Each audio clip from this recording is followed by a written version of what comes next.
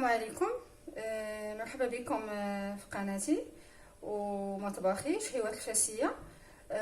الصلاة على النبي أولا، اللهم صل وسلم وبارك على سيدنا محمد وعلى آل بيته أجمعين.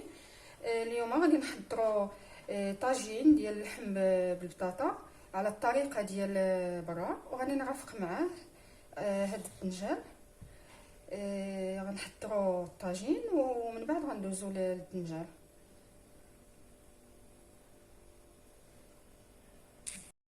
غناخدو دابا طاجين، غنديرو فيه البصل النصف ديالو. انا كنخدم يدي احسن باش كتجيني كتعطيني الطور. صافي واحد المقدار، والاخر غنخليه باش غادي نغطي به من الفوق. غادي ناخذ اللحم ديالي، ما غاديش نشرملو هاد المره هكذا. غادي نقادو مزيان في الطاجين. هانتوما كتشوفوا قطع، يعني اللحيمه زوينه ديال الطاجين. صافي غنخليه جانبا، وغادي نحضر له العطريه اللي غادي ندير فيها. دابا غادي ناخذ هاد زلافه اولا طبسيل بحال هكا غارق، غادي نوضع فيه الكركم شويه شويه، ما ديروش بزاف، شويه. غندير القزبور يابس. القزبور يابس واخا تكثرو كيجي زوين هو في الطاجين. غندير سكينجبير، يعني مقدار على حسب اللحم اللي عندي. فلفل اسود،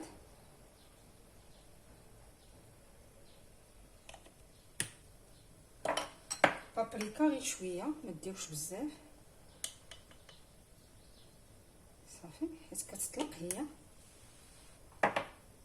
ندير الملح طبعا على حسب الذوق. انا غندير غير شويه.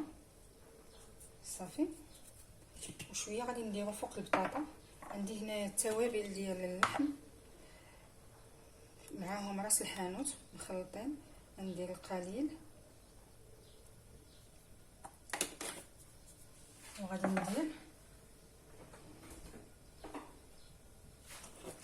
ندير شويه ديال القرفه. هذيك هي السر ديال الطاجين باش كيجي بنين. غبره هي شويه، ما ديروش بزاف. وغندير ثوم بودره حتى هي، غندير معلقه ما عامراش.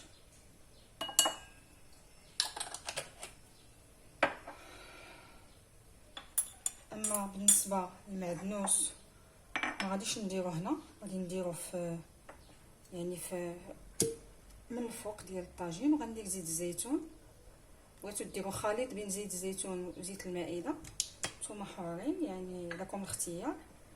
ودابا غنزيد القليل من الماء. غادي ندير شويه ديال السمن، كيجي في الطاجين حتى هو كيجي زوين. نتوما معلقه عامره هاد الصغيره.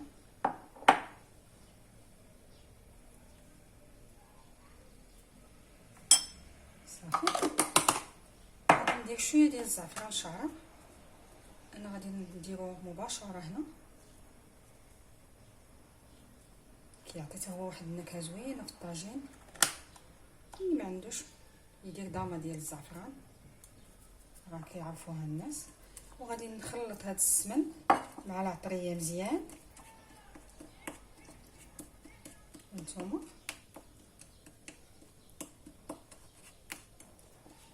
غادي ندير شويه ديال الماء بحال هكذا.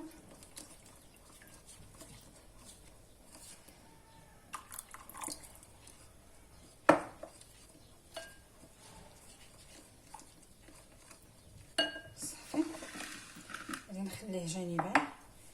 غادي نجيب انا غادي ندير اللحم، غندير له القليل من ديال العطريه. بعد ما نصطف عليه البصل ديالنا بحال هكذا.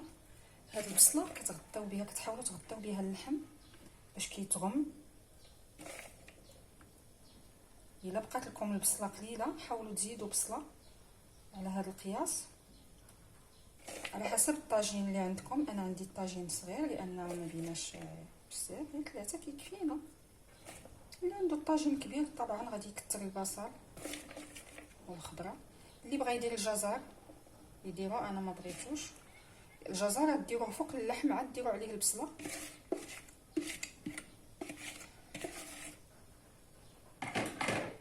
بحال هكا. تجيبوا البطاطا غادي تستفوها بهذه الطريقه هكذا واقفه.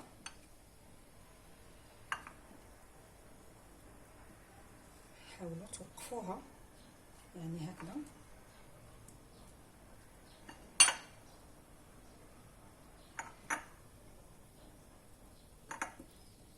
اللي كيبغي البطاطا بزاف يكثر باش يجي عامر، حسب شحال ديال الاشخاص عندكم.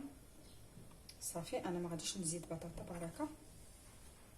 غنجيبو مطيشه نديرو هذا دوائر هنا،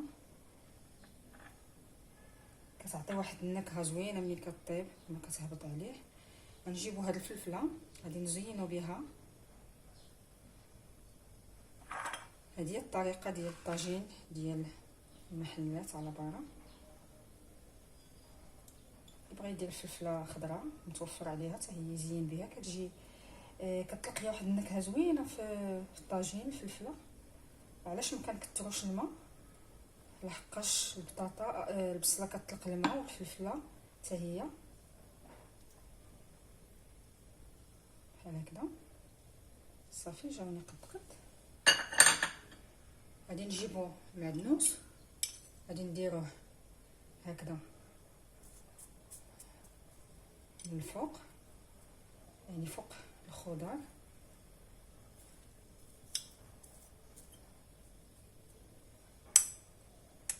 ما كنديروهش مع التحت باش ما كيتحرق. هكذا كيبقى لنا من الفوق، كيبقى لنا يعني مزيان.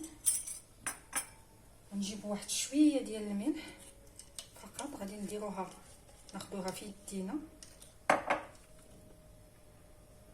بحال هكذا باش كنملحو شويه داك البطاطا، حيت مازال غادي ندير العطريه نتوما كتشوفوا. صافي دابا هذيك العطريه اللي حضرنا انا غنخلطها مزيان. غادي تبقاو تهزوا بالمعلقه وتخويوه بحال هكذا، حيت ملي كنديروها دابا هكذا من الفوق محد الطاجين كيطيب وداك العطريه كتهبط لتحت، وفي نفس الوقت كتبقى في الطعم ديالها ما كتحرقش. مع هاد السمن اللي درنا وراس الحانوت وشويه القرفه، هذيك هي اللذه ديال الطاجين ديال الزنقه يعني ديال المحلات.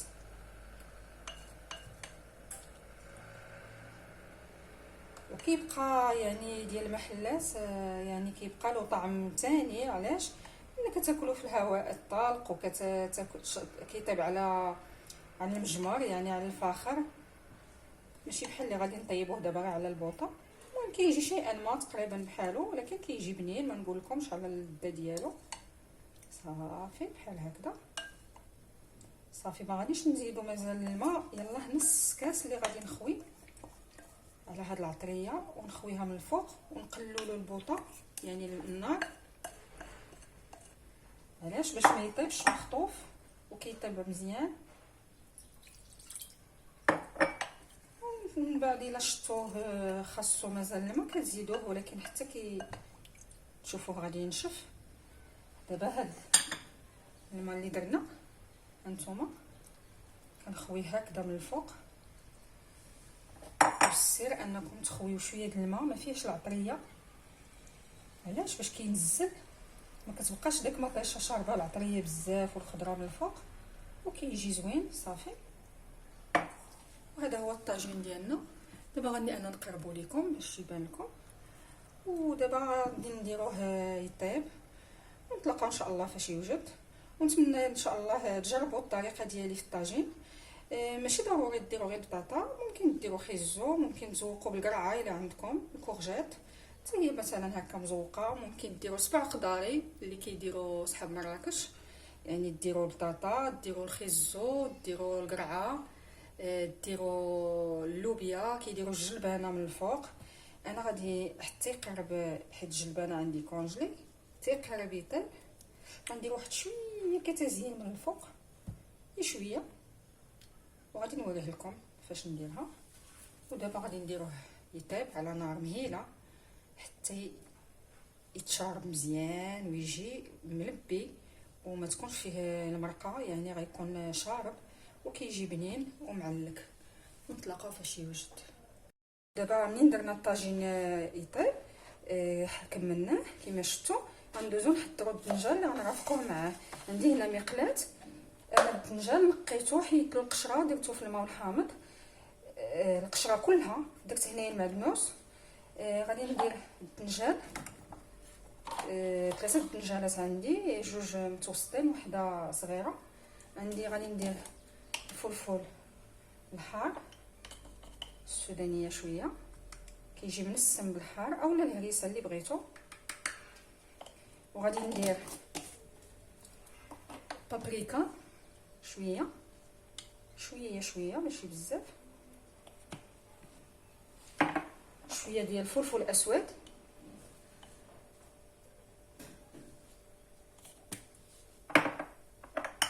قليل من الزعتر باش كيكسر له داك الليدان ديالو.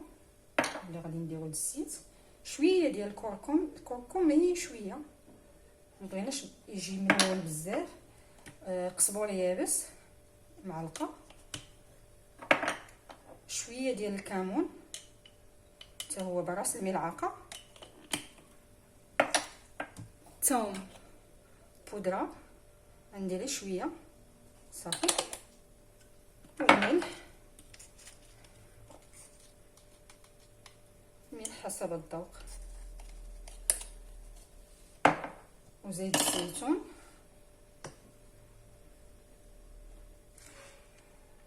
شويه صافي.